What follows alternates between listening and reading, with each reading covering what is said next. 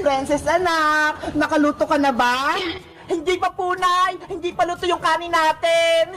Bilisan mo naman dyan magluto. Kanina pa ako gutom eh. Opo, malapit na po to. Konting halo na lang. Pagtapos mo naman magluto, mag-igib ka ng tubig para makaligo na ako. Ano ba yan, Bebang? Ang dami mong utos. Pagod na nga ako dito eh. Nagreklamo ka ba, Princess? Diba? Maglalaro nga tayo ng bahay-bahayan. Ako yung nanay at ikaw naman yung anak ko. Eh kasi, lagi mo akong inutusan eh. Magpalit na lang kaya tayo. Ako yung nanay mo. Hindi naman sa'yo bagay, Princess, yung nanay eh. Kasi wala kang ngipin, kaya dapat ikaw yung anak. Ano ba yan?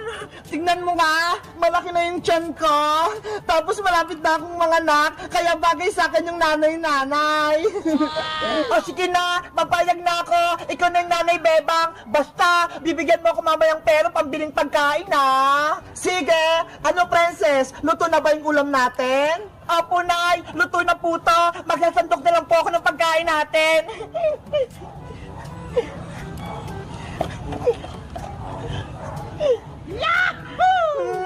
Ang bango ng ulam! Excited na akong kumain!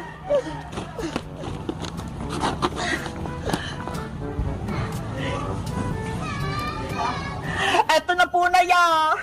Ay! Ang galing mo na magluto, Princess! Pinakbit yung ulam natin! Nagluto rin po ako dito, Nay! Adobong manok! Ito ho! Wow! Ang sarap niyan! Tara, kumain na tayo, Princess! Sige pa, kain na po tayo!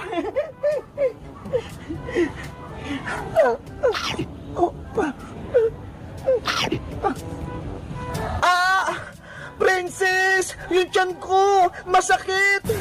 Nanay! Ano po nangyari sa inyo? Princess! Manganak na ata ako! Lalabas na yung kapatid mo! Yay! Magkakaroon na akong kapatid na baby! Huwag ka munang masaya! Tulungan mo ko! Ano pong gagawin ko, Nay? Hindi ko po alam!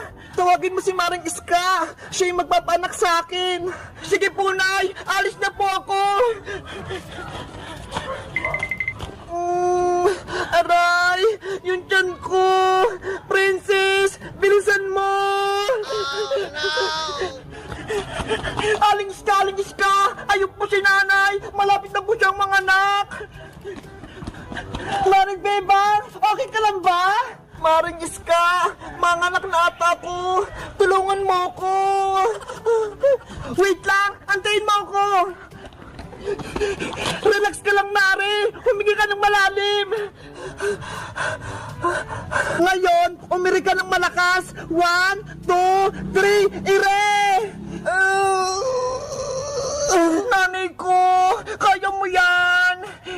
Sige pa, Bebang! Lakasan mo!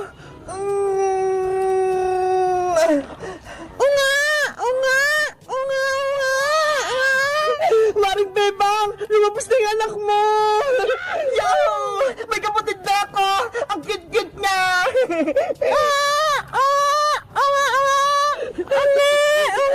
Maring Bebang! Lumabas na yung anak mo!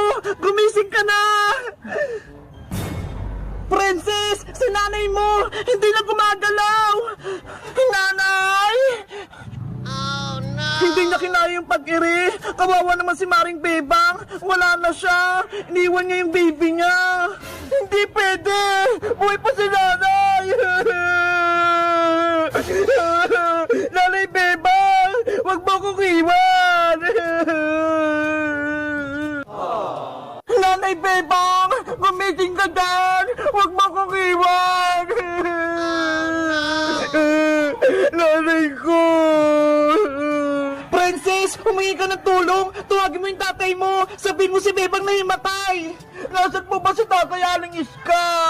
Doon sa bahay ni Mang Karding, gumagawa ng bahay. Bilisan mo, tuwagin mo na siya. Opo. Maring Bebang, bumangon ka na dyan. Ito na yung baby mo, oh. Sobrang lusog niya.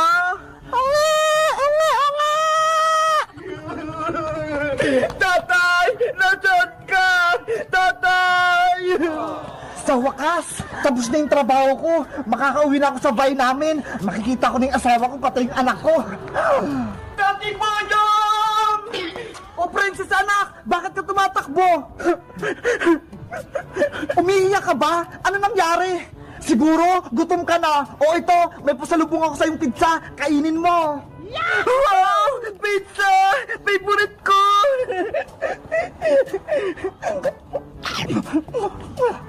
Sabi na nga ba, gutom na naman yung anak kong si Princess. Ang takaw-takaw talaga. Tay, may sasabihin pala ako sa'yo. Masamang balita. Ano? May masamang balita? Bakit hindi mo kaagad sinabi? Kasi pinakain niyo ko ng pizza eh. Ikaw talaga, Princess. Inuna mo pa yung pagkain. Ano pala yung masamang balita? Si Nanay Bebang po, nanganak na. Kaso, hindi na siya gumising. Si Bebang kong mahal, nanganak na? Opo, Tay. Kaya umuwi na po kayo. Bebang kong mahal, nandyan ako. Tay! Antay! Bebang ko, nasan ka? Paring Boyong, si Bebang, nahimatay, ayaw niyang gumising. Oh no! Bebang ko, asawa ko, bumangon ka na dyan, nandito na ako. Tay, sabi po nila, kapag kinis mo daw yung hinimatay, gigising po siya. Oo nga paring Boyong, ikis mo si Bebang, baka mabuhay siya. Ano? Ikikis ko si Bebang? Ayoko no, baka magalit pa siya. Huwag ka nang mahal si Boyong, naglalaro lang naman tayo eh. Sige na nga, sabi niyo ha. Ayi! Ikis niya si Bebang! Bebang, huwag kang magalit ha! Ikikis kita! Ay, Boyong! Ano ginagawa mo? Aray ko! Ba't ka, Boyong? Ikikis mo ako? Hindi pwede, no? Ang sakit ang sampal mo, Bebang! Di ba? Laro-laro lang! Oo nga, Bebang! Bakit mo sinampal si Boyong? Di ba? Ikaw yung nanay-nanay, tapos siya naman yung tatay-tatay, kaya dapat nagmamahalan kayo. Princess, laro-laro lang to. Bawal yung kiss. Magagalitan tayo ni nanay. Sabi kasi ni Princess, ikikis kita eh. Paig ka makikis ni Boy ng Princess? O sige, ikaw na yung nanay-nanay kung gusto mo. Ayoko din no, kadiri kaya. Ew! Huh? Ops! Tama na yung away yung tatlo. Ituloy na natin yung paglaro. O Bebang o, eto na yung baby mo. Baby ko, ang cute-cute mo. Ikaw naman, Boyong, gumawa ka na ng baybayin nyo para masaya kayong pamilya. Okay, kukuha lang ko ng kahoy, pang paggawa ng bahay.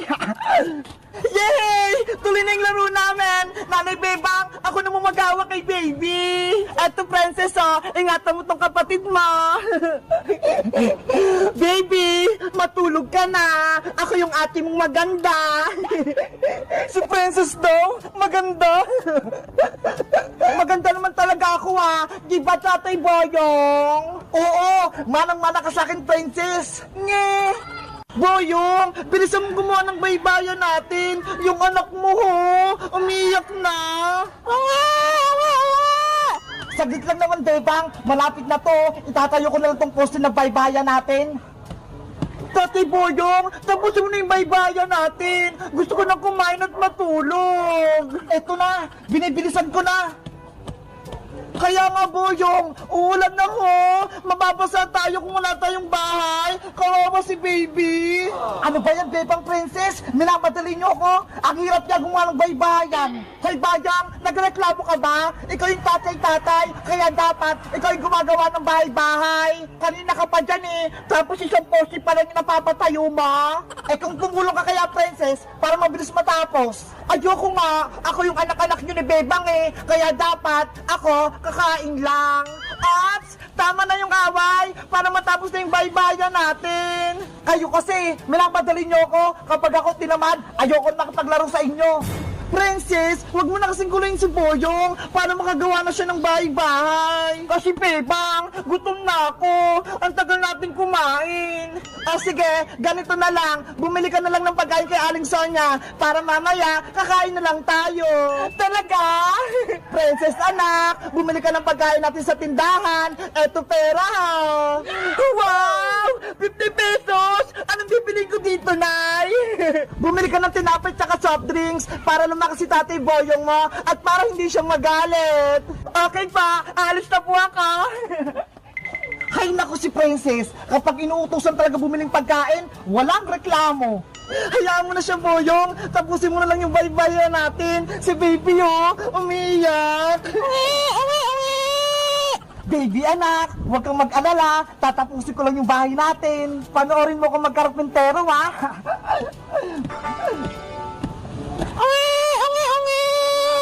Tahan na, baby. Magatas ka muna.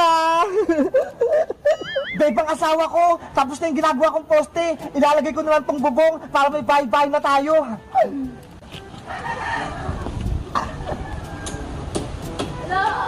Mag-ingat ka, Boyong, ha? Para hindi ka madisgrasya. Ang sweet naman ng asawa ko. Siyempre naman. Aling Sonia, pabili pa. Princess!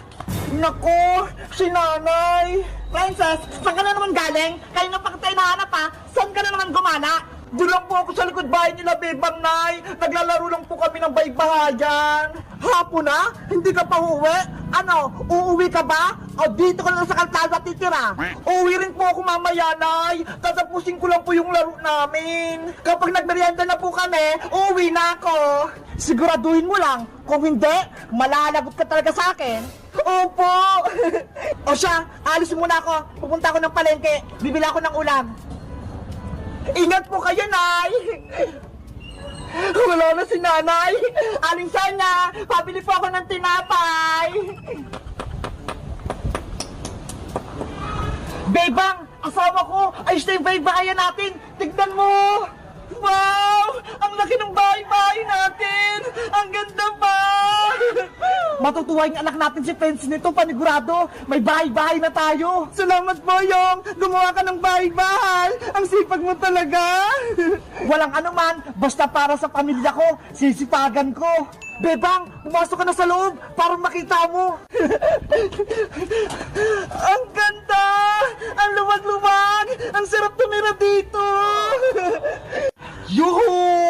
Malapit na tong malutong lechon namin. May ulam na kami ni Princess pati ni Bebang. Boyong, kakain na ba tayo? Gutom na kami ng baby natin. Konti na lang to, Bebang. Maluluto na tong lechon.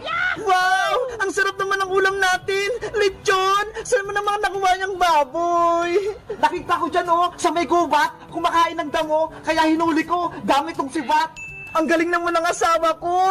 Marunong na nga siyang gumawa ng bahay-bahay. Tapos, magaling din siyang manghuli ng lechon. Aba, malakas ata ito. Kahit dinosaur, hulin ko. Wala naman dinosaur eh. Niloloko mo talaga ako, Boyong. Bebang, nasaan pala yung anak natin si Princess? Bakit hindi ko siya nakikita? Inutusan ko siya bumili ng tinapay tsaka soft drinks kay Aling Sonia. Malapit na yun umuwi. Tamang-tama, pagbalik ng anak natin si Princess, kakain na tayo. Ang saya talaga maglaro ng baybahayan. Nakakatuwa.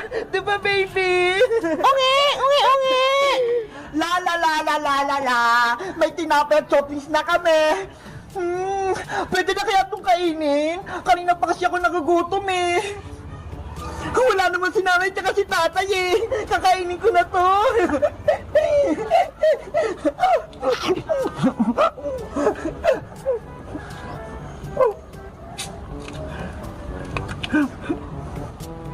Wow! Bebang, luto na yung lechon.